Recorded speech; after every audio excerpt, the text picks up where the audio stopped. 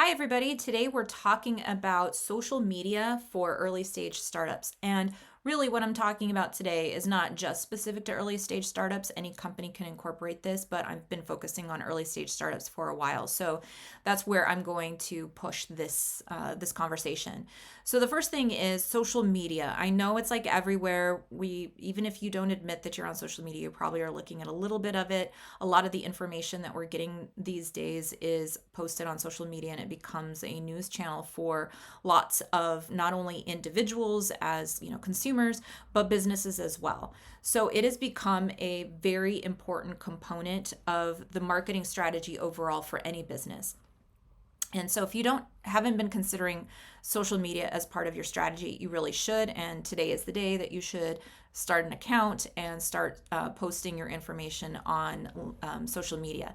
So the thing for B2B is that you can use any of the platforms. There's different strategies for each one. So you want to be conscious of what that looks like. But if you're a B2B, definitely get on LinkedIn as your minimum platform to be on. The others you can grow as you increase, the number of people that are at your company, and if you actually have a marketing individual that can manage that, they can, take over that account. But at the minimum, LinkedIn, it is the primary way that businesses are promoting what they're doing, their accounts, how they're connecting with their audience.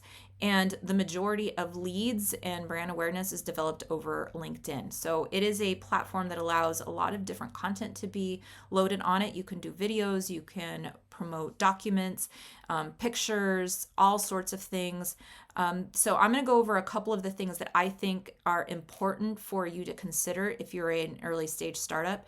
And it's not to overwhelm you. That's the key thing here. There are so many things going on in an early stage startup that oftentimes promoting your brand becomes, secondary to everything else in developing your product. But if you can get started doing it, it's going to pay dividends later on as you build your audience, you build your followers and things like that. So a couple of things that you should be doing as part of your social media strategy is developing your strong brand identity. This is the thing that people are going to connect with the most is how can they trust you? Can they look to you for a solution?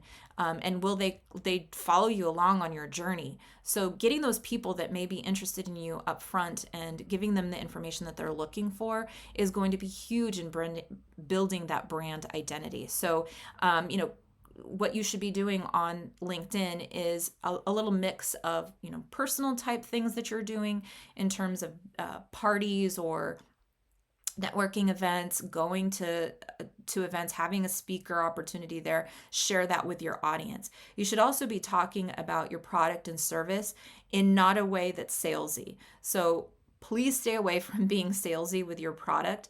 The thing that you want to focus on these social media posts is to be informative, educate your audience, let them know here's the cool stuff that we're doing, here's how our product is evolving, this is how someone is using it.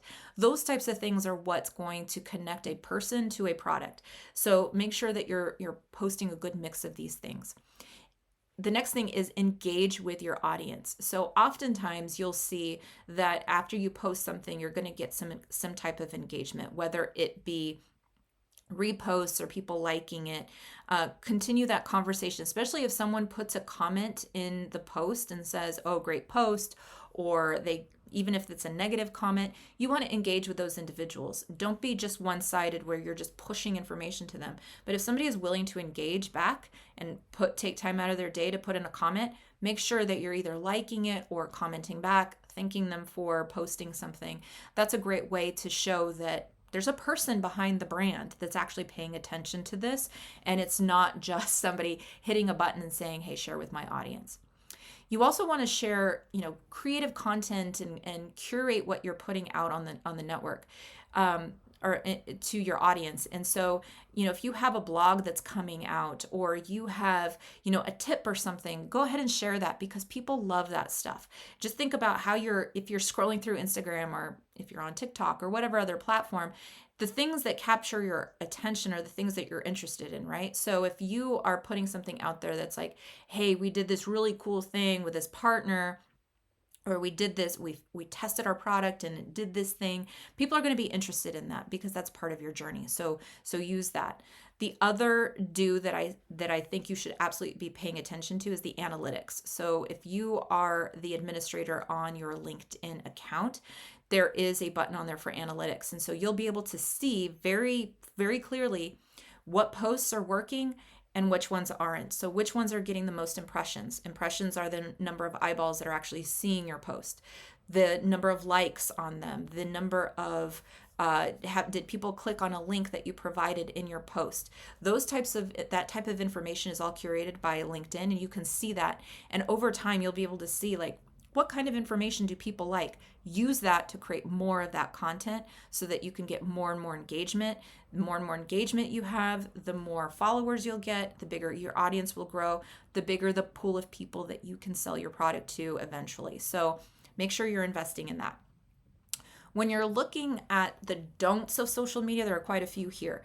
But first of all, do not over promote your product. As I said before, if you are too salesy, people are going to switch their brain off. People do not want to be sold to all the time.